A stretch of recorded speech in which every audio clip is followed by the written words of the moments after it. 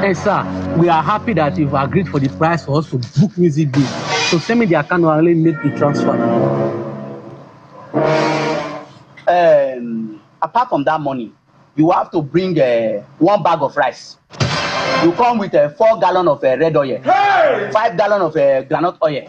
You come with 10 tubers of yam and a half basket of tomatoes, including a half basket of onions. Music beast wants you to add plantain. Sir, this is bride price list. We are booking an artist, we're not marrying a wife. Music beast wants you to leave the money. Just bring the food stuff. Very good. Sir, I don't know what's going on. We'll make our transfer to you, then you go and buy your food stuff. When I use food stuff, pay me. Money they reach to buy food stuff again. Fat safe. That food stuff now they go use they pay me. Music beast. That food stuff now go they collect.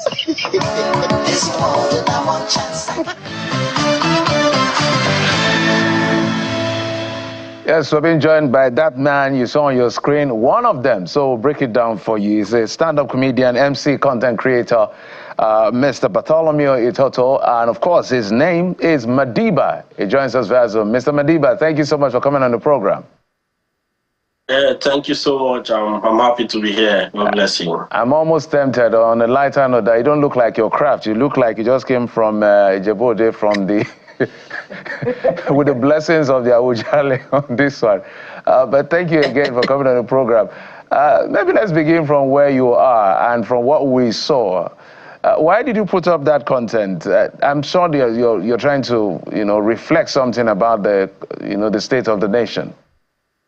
Yeah, most of my content happens to do with the reality of the exact time we're living in. So as at that point in time, the hike in food prices was just something else. So we just had to do something around it.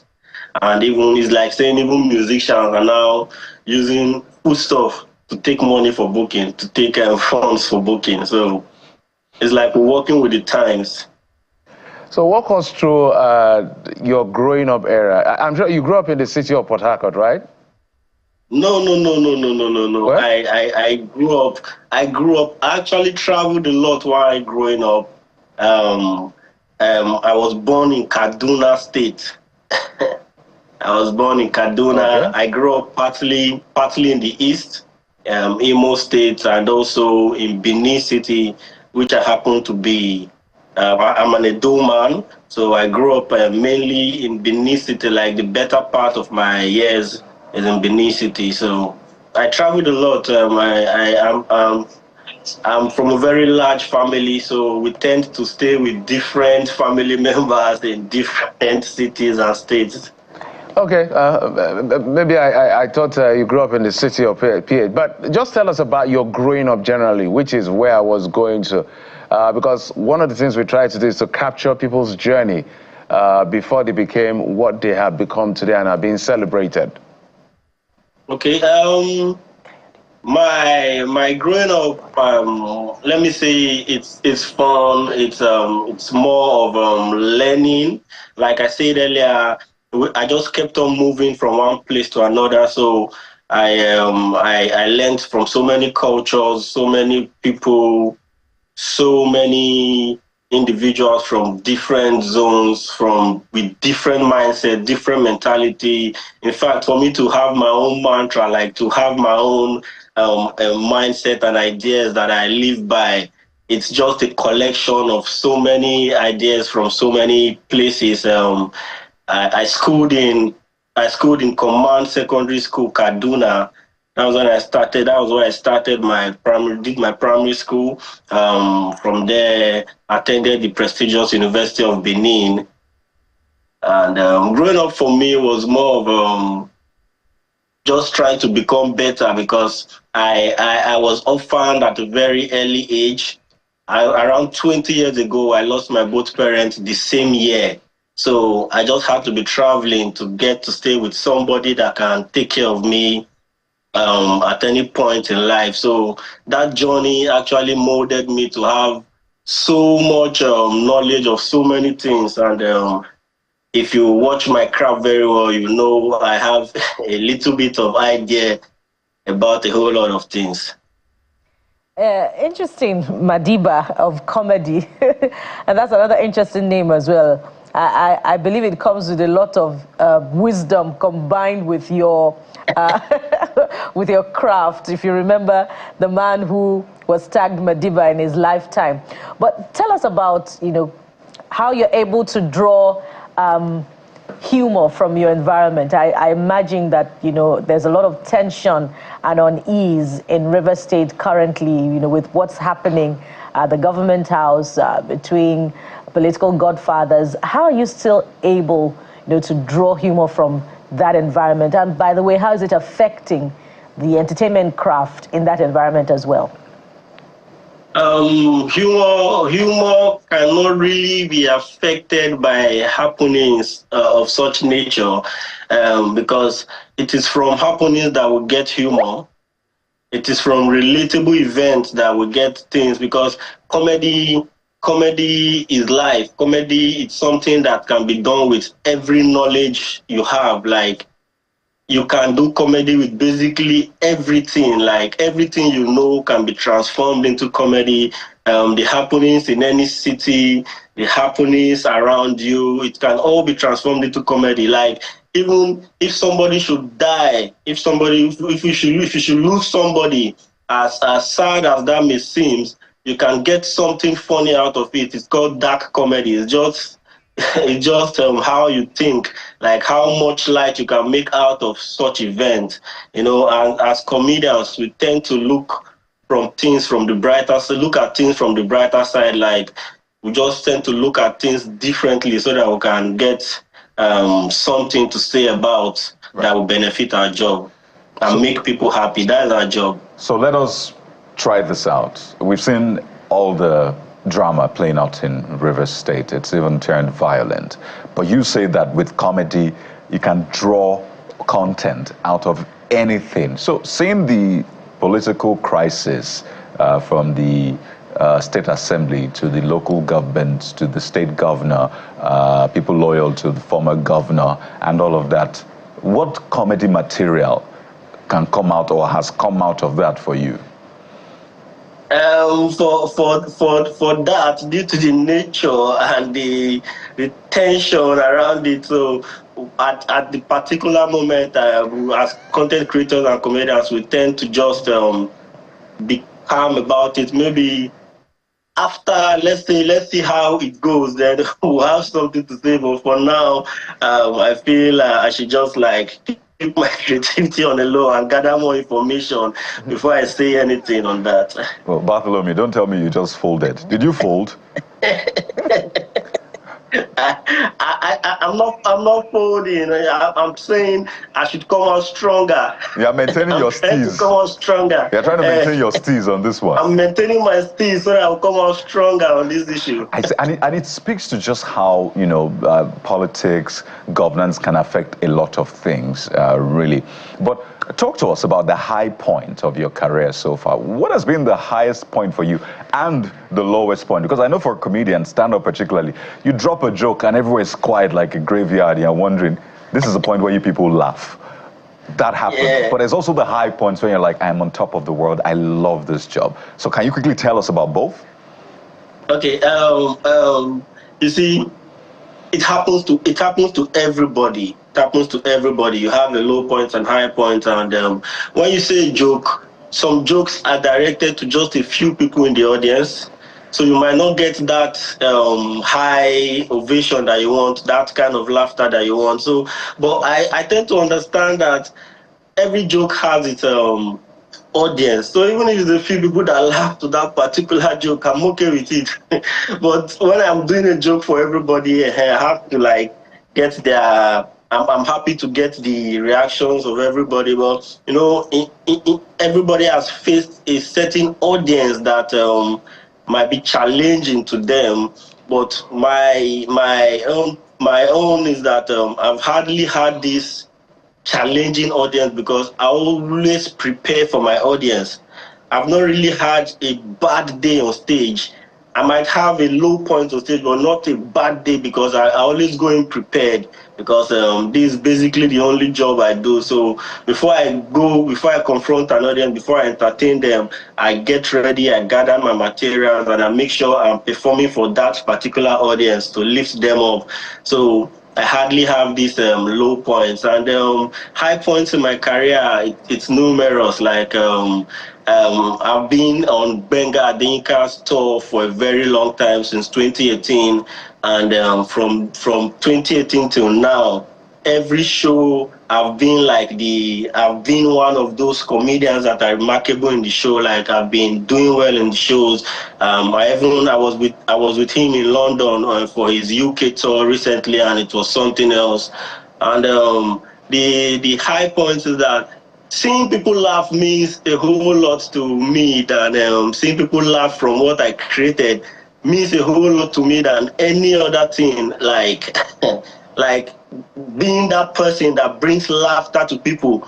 When you do comedy for so long, you don't get to realize that you're doing something very beautiful, because it becomes like every other job. But at times I just have to pause and say, wow, like, Madiba, you're actually doing this. You're the one making these people laugh. You're the one bringing so much joy to these people. And it becomes a beautiful sight. So making people laugh is higher than any other points for me. Like, it's higher than any other achievement in my career. Just to see people laugh, like actual laugh. Or as a funny man, a lot of you are called funny men, comedians. What is not funny to you? I'm more of a different comedian. I find everything funny. Like, I don't have limits, but I feel the comedian should be sensitive on some certain issue at a particular point in time. There are some topics that you shouldn't touch as a comedian because people are always sensitive to them. But for me, I feel the sensitivity is getting too high in this our generation, which is something that I also do content about, so that they'll have to understand that we are comedians. We should be able to touch any topic. But regardless, certain things that I may see that they are not funny to me now, I understand that they might be funny to me later. But it's the times that make things not funny. And like they say, everything is funny until it's happening to you. So if you're on the receiving end of it all, you won't find certain things funny. So I try to be sensitive about some content I do. Yeah. Oh, that's interesting to know that comedians also can be sensitive. I noted that you said earlier that holding your horses right now, you don't want to draw humor from the current situation in Rivers State. But I imagine also that your acceptance of shows from either blocks is non-discriminatory. So you do not discriminate, on the money that comes from either party. Whenever they call you, answer, right? Yeah, a good comedian is like a doctor. You treat everybody.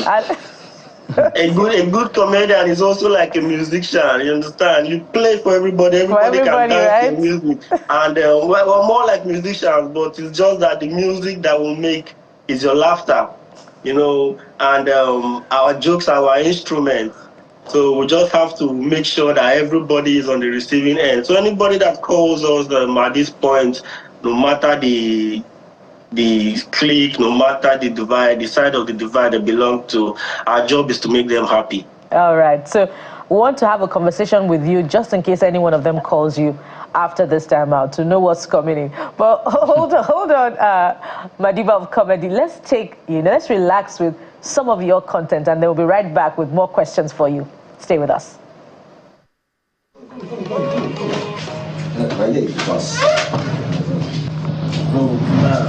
I say now here you go pass. That place where you want pass too far for you. No vex, boss. May I just pass there and beg? See road o.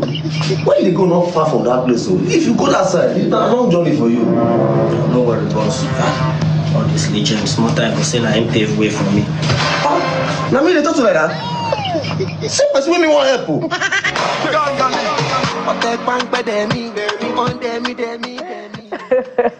Madiba of Comedy for you there. Interesting. So I noted you said earlier that, Yinka Adeyinka is one of your inspiration, and I've also read that you also draw inspiration from comedians like Bovi. Talk to us about how these OGs have shaped your career, and how you're managing that issue about blocks in the industry. How you get ahead without necessarily declaring loyalty. I hope you catch my drift. Yeah. I get you perfectly. We respect these legends. I'll call them legends because they actually are. We respect them a lot because they made comedy an industry in Nigeria. Comedy is heading to a place where we can now call it that an industry in Nigeria, and these guys, they made it happen. And when they were the early comedians, so when they started doing their thing, we didn't really see comedy as a job. I believe so many years ago when I was younger, if I should tell my parent that I want to be a comedian, when every other person is trying to say I want to be a doctor, a lawyer, if I should say I want to be a comedian, I believe they will not even listen to me. They will just feel maybe it's a childish talk or something.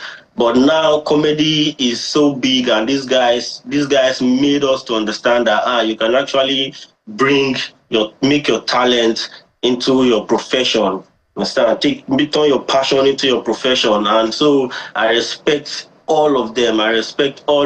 Regardless of the blogs. And these guys have actually made somebody like me to take this thing serious. And a few of them still take out time to make sure we understand where we're going to direct us, to inspire us, to talk to us one-on-one.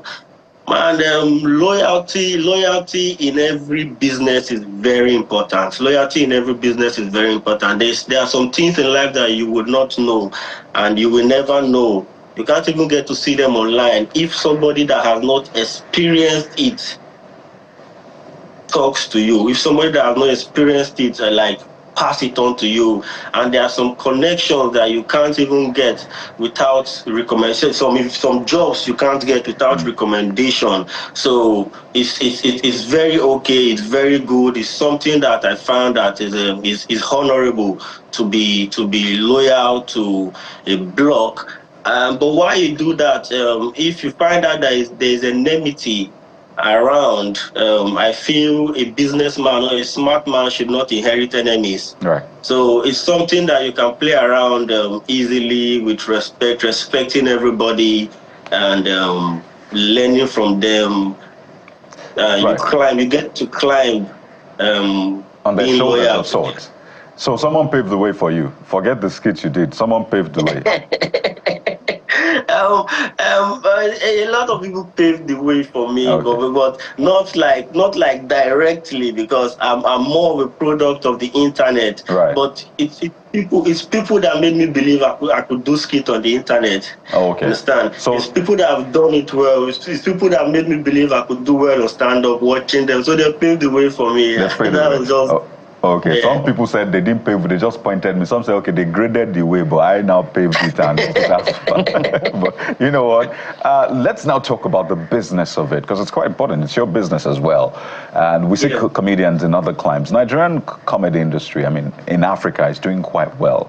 But, when you look at how it works in other climes, you're like, we have the potential to be even way bigger than this. So if this will be one of our parting shots as we begin to wind down, what is that thing you want the audience, Nigerian audience, to know when it comes to developing this industry even way beyond what it is right now? I know comedians frown at people asking for a free show or free ticket. I know even comedians themselves don't want to be called for a free show, saying this is my bread and butter. You paid for venue, you paid for other things, but you don't want to pay comedians.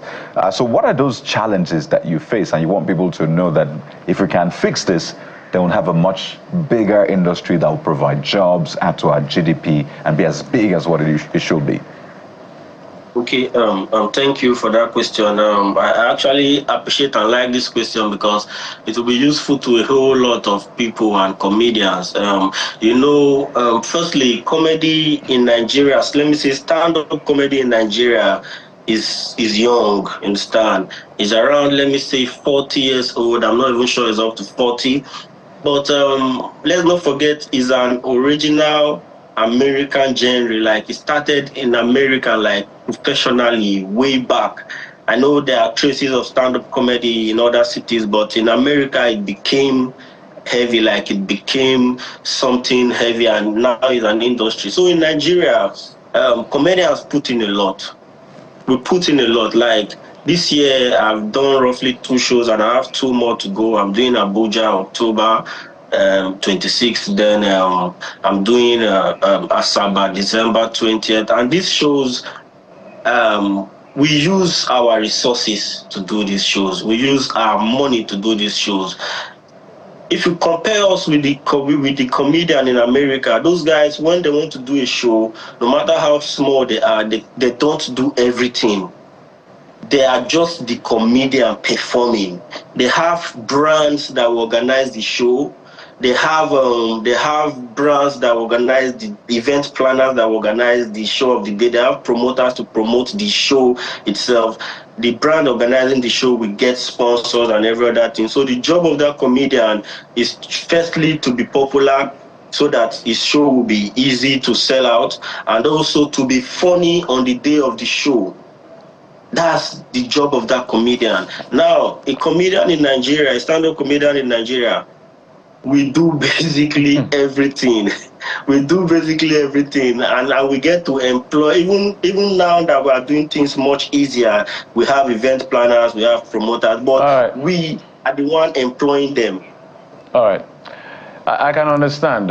In other climes, you just have to be bankable, and the rest will be sorted. But here, you have to do everything. Yeah. But it's important that it shows how resilient we are. We hope that things will change in the nearest future. But I must thank you for your perspective and for coming on the program. Mr. Bartholomew Toto, also known as Madiba Comedy, comedian, MC, and content creator. Thank you for coming on the program. Thank you. Well, guys, that's just about it. So, it's a Friday. It is a Friday edition. Sunrise The weekend edition is next. I'll tell you this for sure. Our weekend has begun. So we do hope that we've been able to give you that dose that you need to start your weekend on the right note. And all you need to know on what is playing out in Kano State, the Emirship tussle. Stay with us right here on Channels Television. It is full on Sunrise Daily. But we'll draw the curtains here and start our weekend, all right? I'm Kayode Okikiolu. And we hope we've been able to do something different to encourage you to find humor in everything, no matter how challenging, just to keep your head and soul in good shape. Join us again, same time next week, when we bring you another round of editions of the program. I am Bukola Koka. Well, to be better informed, get beyond the headlines. That's how you get the real gist. Thank you for watching. I'm Jeffrey Uzama.